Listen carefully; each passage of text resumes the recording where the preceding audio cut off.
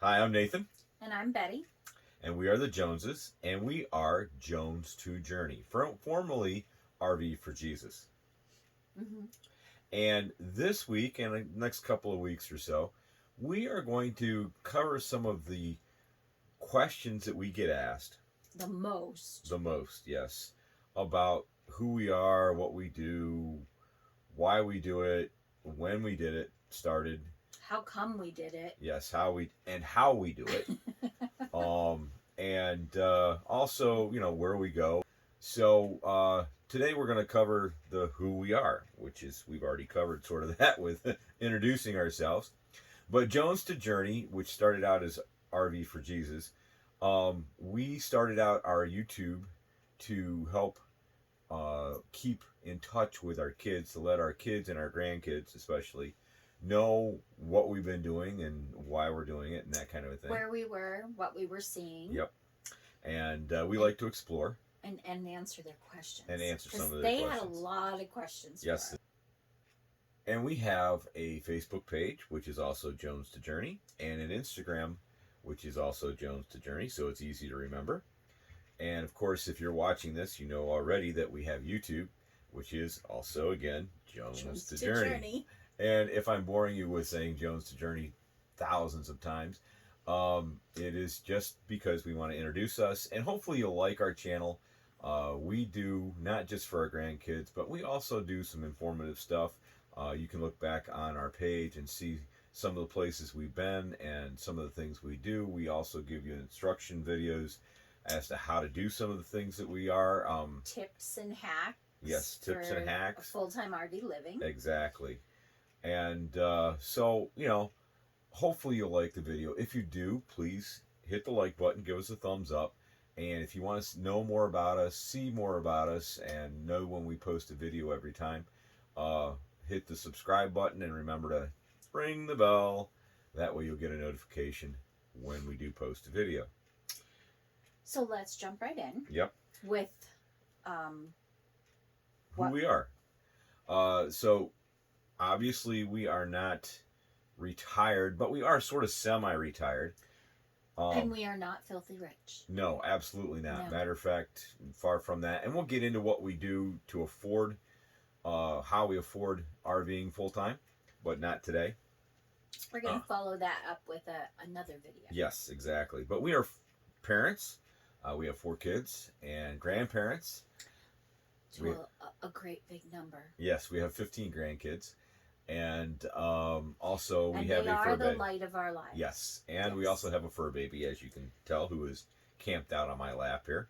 Pipsqueak. Yes. Our miniature poodle, who is a spoiled little doggy. Yes, and she loves to travel.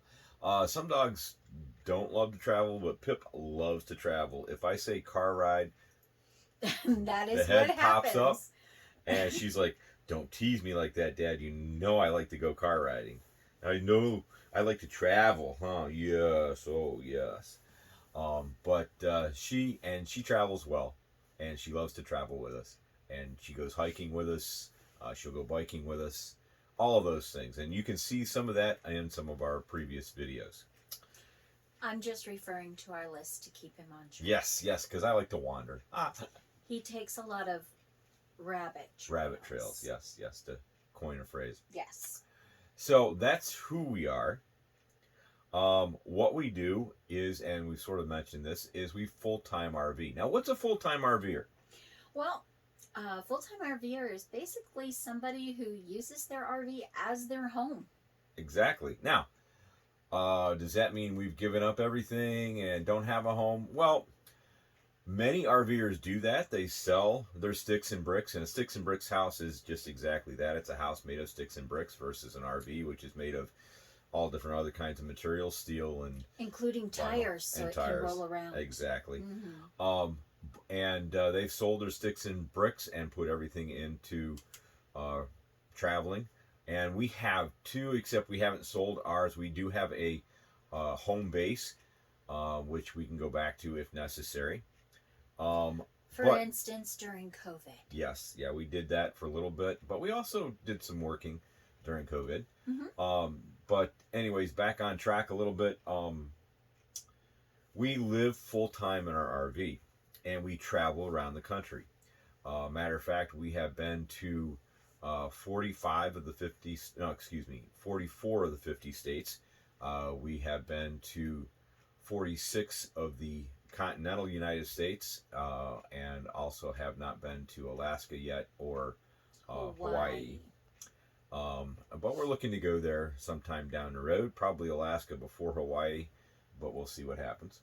We'll see. She wants to go to Hawaii. I want to go to Alaska. I don't want to go to either, actually. No. There's too much One's to really explore cold, here. and one's got a lot of sand. I'm not a beach person. No, but I am. But I'm also a mountain person. Dusty mountains. Yes. I like the West. But we've been all across the nation. We've been as far north as Glacier National Park. We've been as far south as Key West. We've been as far east as Massachusetts.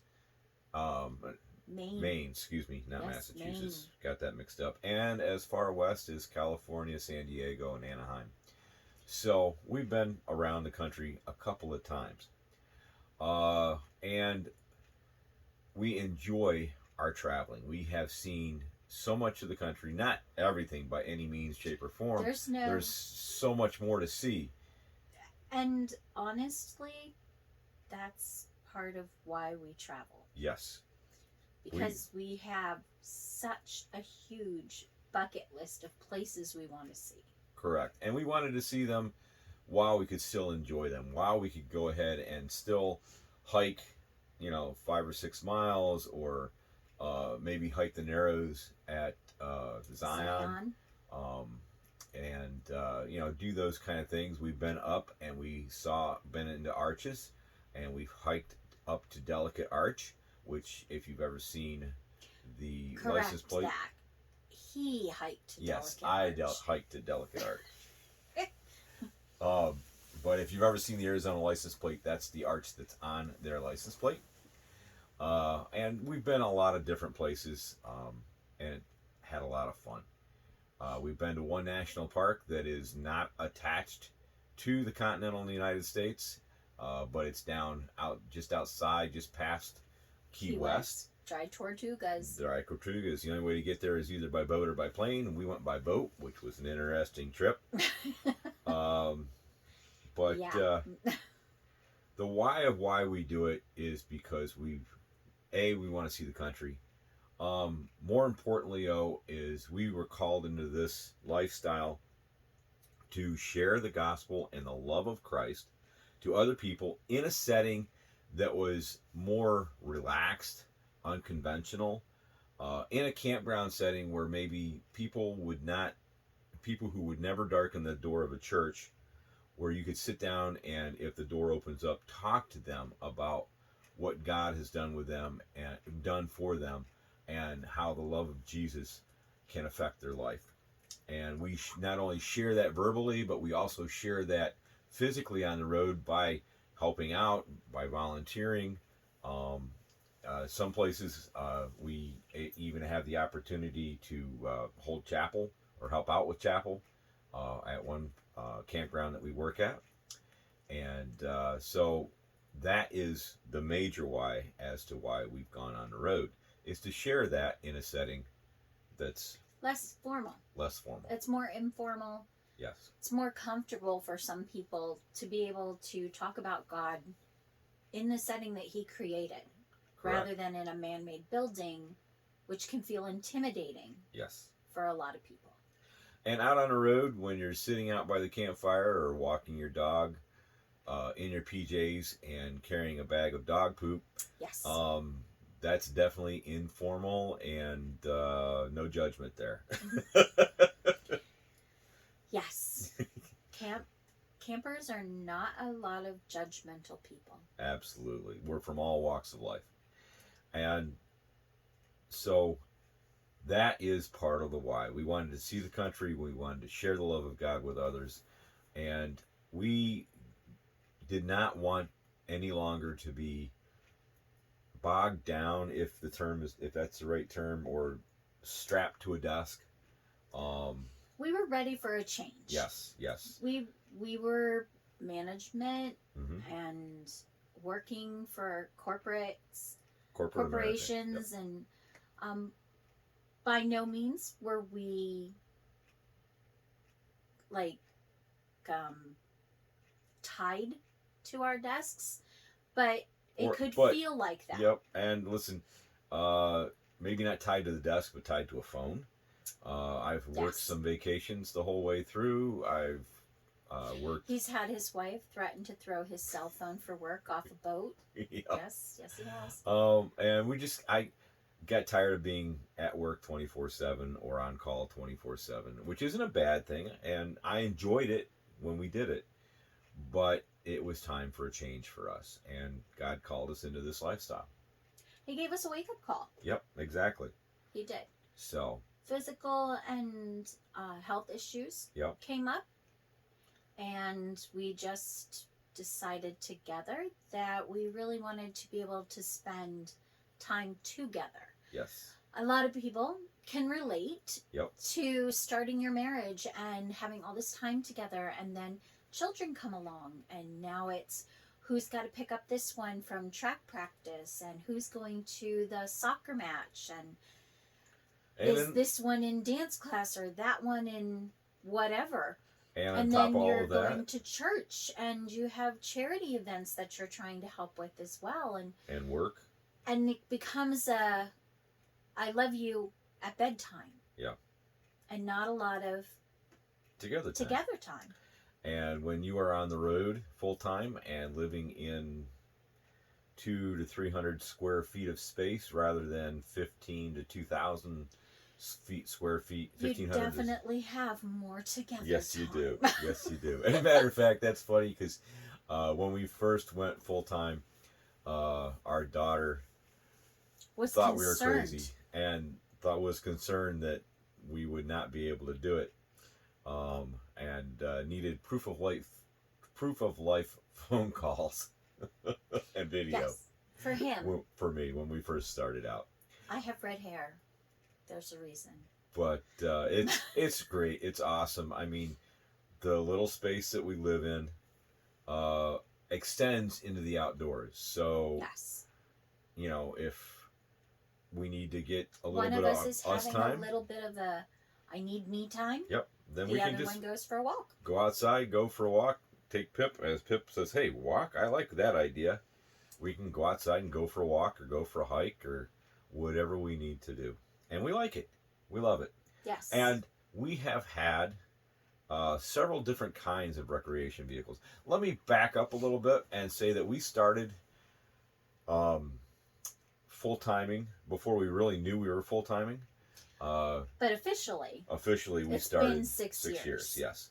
And we have had everything from tents to a pickup truck camper that would be like a cap on the back of the truck. We had one of those. Yep. We also had a tent that fit into the back of the truck.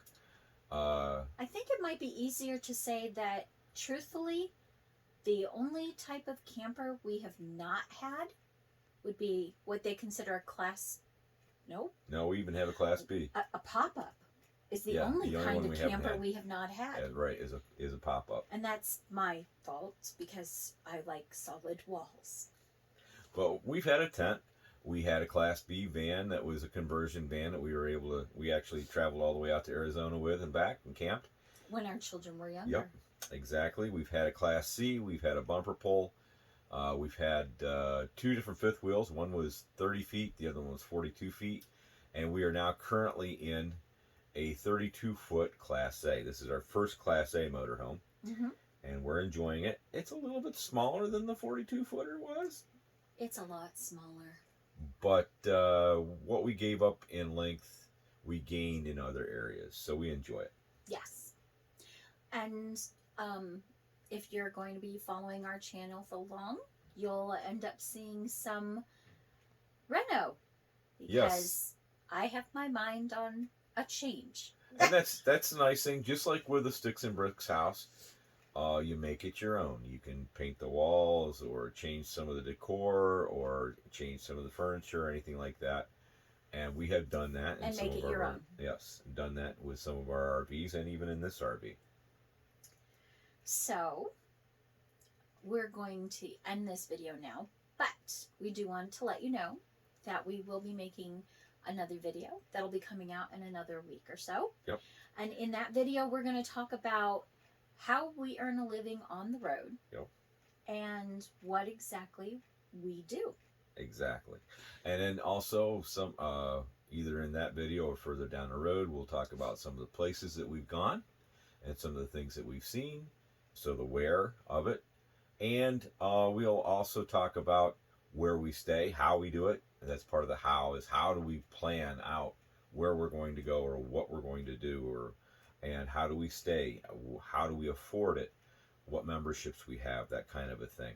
So hopefully give you some ideas and some help. Yes. I've tried, listen, I love full-timing so much that had I realized we could do this more than 6 years ago, we'd have been doing this a long time ago. At least I would have wanted to do it a long time ago. Have wanted to do it. No. And anybody can do it. Now, but in saying that, it's not for everybody, and I understand that, even though I've tried to talk some of my kids into it, and it's not ready for them yet, or they're not ready for it yet. But I love our full-time lifestyle, and I would recommend it to anybody. And don't wait until you have the perfect vehicle. Or the perfect camper. Yep. Or your life is in perfect array. I mean, honestly, there are people who are full-time RVers who have small children. There are people out here with teenagers. There are people out here with their adult children. And there are retired people. Yep. And singles and couples. And here's the point. And that is, if you want a full-time RV, just start. Mm-hmm. Take that first step and go out there and enjoy. Just try. Yep. And you can learn a lot on YouTube. There are a lot of YouTube channels out there, and we'll talk maybe about some of the ones that we follow in another video. But you can do it. It's not as hard as you think it would be, and you learn a lot on the road, and we'll cover that too. So for now, we're going to sign off. Yep. And hopefully you liked the video. Hopefully we're a help to you. And we will catch you further down the road. And remember, when you wander with a purpose. That purpose being sharing the love of God with others. Bye.